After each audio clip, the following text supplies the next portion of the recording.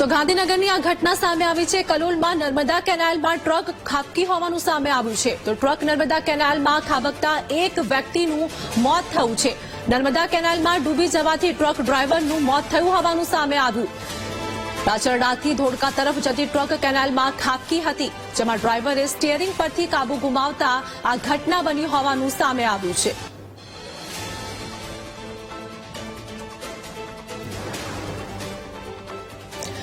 તો ગાંધીનગર કલોલની આ ઘટના સામે આવી છે, જેમાં નર્મદા કેનાલમાં ટ્રક ખાબકી હતી, સ્ટીયરિંગ પરથી કાબુ ગુમાવતા ટ્રક ચાલક પડ્યો હતો અને આ દરમિયાન તેનું મૃત્યુ થયું છે।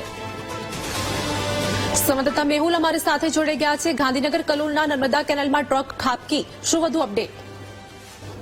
આથી વાત કરવામાં આવે તો અકસ્માતની ઘટના બની છે।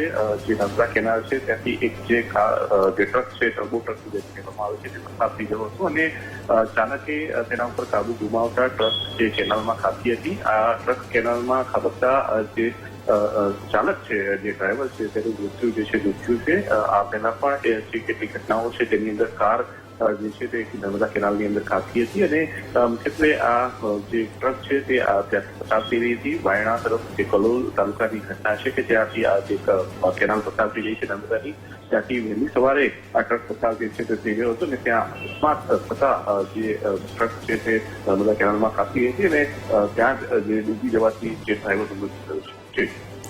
જો આભાર મેહુલ સમગ્ર માહિતી આપવા બદલ।